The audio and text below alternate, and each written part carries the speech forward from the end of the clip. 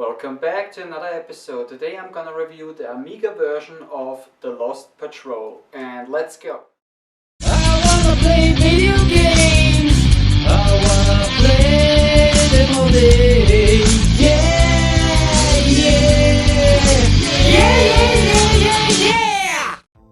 The Lost Patrol was developed by Shadow Development in the year 1989 and was published and released by Ocean in 1990 for the Commodore Amiga and in 1991 for the Atari ST computer and for PC-DOS. You can play this game in 3 different languages. You can play it in English, French and German. It's an action strategy game which takes place during the Vietnam War. June 1965. A US helicopter crashes in the remote central highlands of Vietnam, leaving only 7 survivors. They have little food or ammunition, no radio, and need to find their way across 58 miles of a wilderness that is alive with booby traps and enemy soldiers. That was the good news. The bad news starts here. You take the part of Sergeant Weaver, the only officer left to take charge over the remaining crew. It is important that you learn the individual characters of your team, as completing the mission you may hinge upon their reactions to your decisions. Now that we know the background story, let's take a look at the main screen.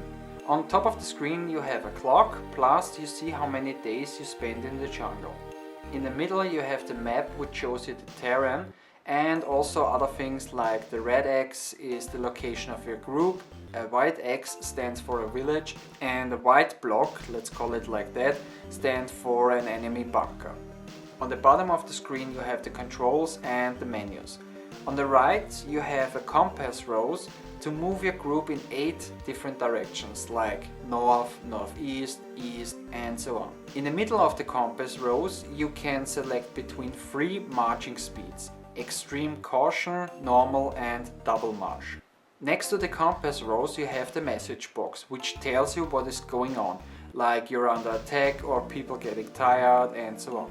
By pushing the right mouse button you bring up a menu bar with 5 option menus: game, action, food, traps and extras. In the game options you can load, save, restart or quit the game. In the action options you can search the area for food or ammunition, give the order to rest for a short period or to dig in for the night. In the food options you can select between normal, half and starvation rations. Depending on how many units of food are remaining, you must switch between those 3. In the traps options you see how many claymores and grenades you have, and you can use them to lay traps. The display info shows you how the traps look like and what damage they do. In the extras options you can turn on or off the pictures, animations, the music and watch the credits. On the left side you have 2 arrows. With those you can take a look at the whole map. The M icon takes you to the team moral screen, where current injuries are shown along with each member's strength and morale ratings. Clicking upon the lead icon chooses that member as the head of the team file as they move across country. Clicking on the scout icon chooses team member as pointman, guarding your flank and checking ahead for Viet Cong. Maximum of 2 pointmen can be selected. After you choose 1 or 2 scouts you can use the recon icon to get a report of the surrounding area. Scouts are also important because they can spot Viet Cong patrols in order to avoid them. While scouting it can happen that they encounter a lone Viet Cong soldier. If so, your scout will choose an unarmed attack which doesn't alert any Viet Congs who may be close by. This is one of the 5 action sequences of the game. In the hand-to-hand combat you can move forward, backwards, duck, punch and kick. You can play it with the keyboard or a joystick.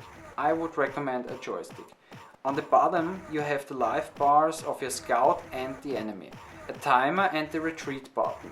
If the life bar of your scout reaches 0, he's dead. If the time runs out, the scout will be regarded as missing in action and left behind because he didn't report back to the group at the designated time.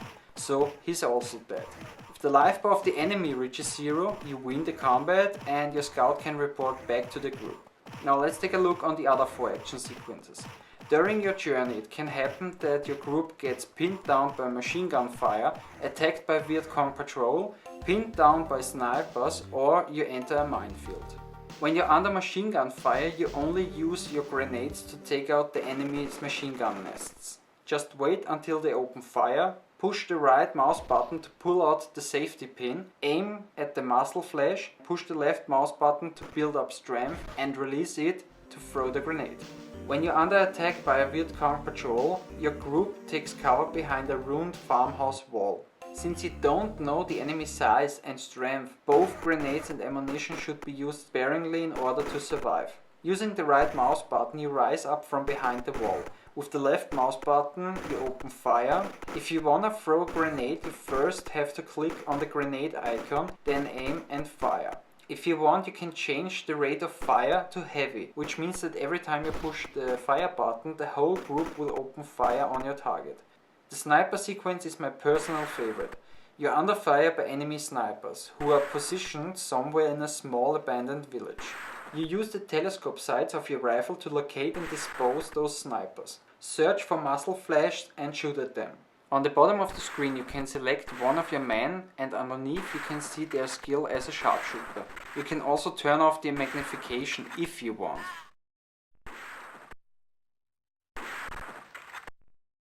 The last action sequence is the minefield. Pick a member of your team to clear a path through the minefield. You crawl on all fours and with the fire button of the joystick you stab the ground to reveal mines. After you found a mine, it will be visible just for a few seconds due to the soft nature of the ground.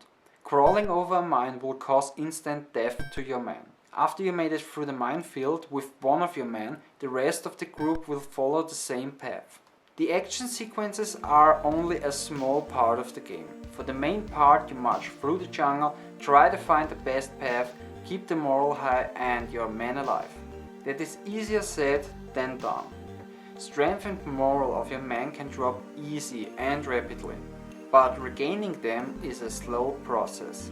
You lose strength while marching, but only a small amount. After about an hour of marching, your men will start to get weak. After about 2 hours, they will be pretty tired, and if you continue without a rest, they will lose more strength and a little bit of their morale. Your men lose also strength if they got hit in the hand-to-hand combat or when they get hit in a firefight. Your scouts lose more strength during the marching than the rest of the team, so you should change your scout from time to time. Your men will also lose more strength during marching depending on if they have injuries and if so, which kind of injury. It can also happen that one of your men steps on a booby trap or mine, which always will be the one you choose to lead. To regain strength you only have two choices: give the order to rest or to dig in for the night. By the way, you can only march between 6 o'clock in the morning and 10 o'clock in the evening, not during the night. It is too dark and the night belongs to the Viet Cong. There is no way to heal injuries. There are no first aid kits, no medicine and no doctors. The morale of your men is the biggest key factor, so you should keep an eye on. Everything you do in this game influences the morale in a good or bad way. The marching speed, food rationing, how much sleep they get, how many times you let them rest, the outcome of any encounter, enemies or civilians. If the morale drops too much or hits rock bottom, you're screwed. Your men will not follow your orders anymore, or they will talk behind your back about your bad decisions, or you get killed by one of your men. The game is hard as hell, which makes it realistic. And the developers also try to show the player the true horror of war, like when you enter a village or when you meet farmers along the way. Some of them speak English and some don't. You can question them normal or hard if you think that they are not telling the truth. You can search the area and sometimes you will find a hole where you find ammunition. You can also kill one of them or the whole village. It is pretty obvious that the developers were inspired by movies like Platoon or Full Metal Jacket. The graphics are beautiful and at the time they were outstanding.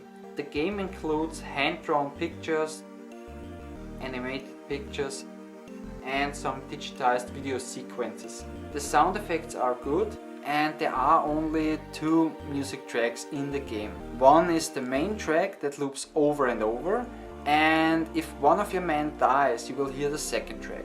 For me, the music is a masterpiece.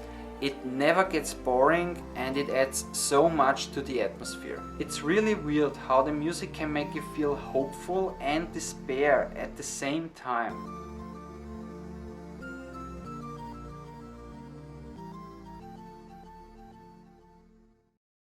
Now, like I already mentioned in the beginning, the game was also released for the Atari ST computers and the PC-DOS. Now, I never played the Atari ST version, but I know that it was also developed, or better let's say converted, by Shadow Development. And I've seen some pictures, I read a little bit about the game in the internet, and as far as I know, the Atari ST version is identical to the Amiga version. Only in terms of graphics, the Amiga version is slightly better. Now, the PC-DOS version was developed or converted by a different company called Astros Productions. And I played the PC-DOS version, and before I say anything about the game, I want to show you some gameplay and make up your own mind of the game.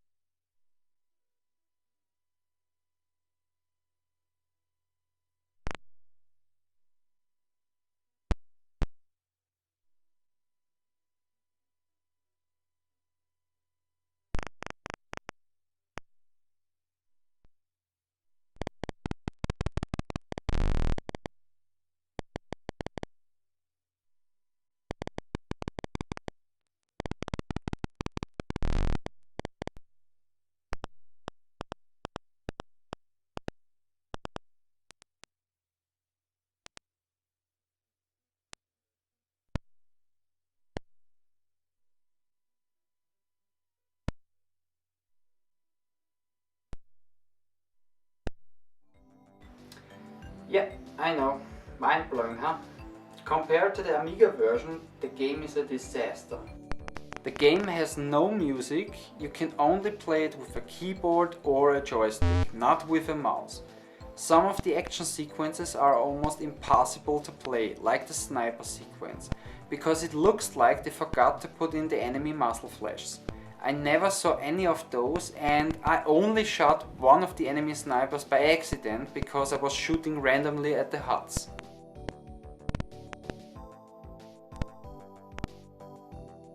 Okay, that was a quick look on the PC-DOS version.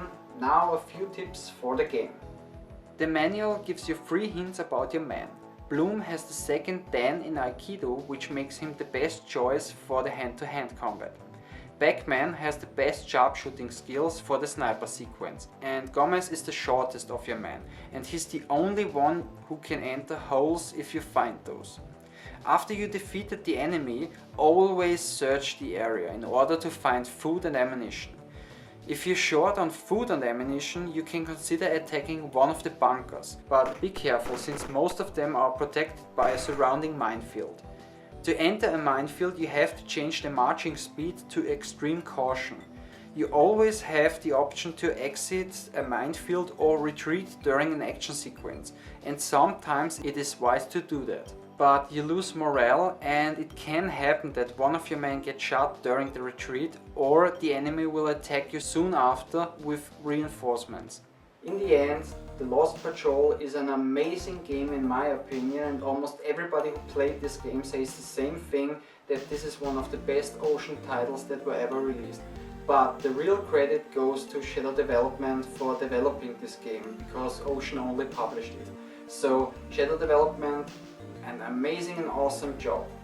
Okay, this was my review of The Lost Patrol, the Amiga version. I hope you enjoyed the show. Maybe see you next time. Take care. Bye.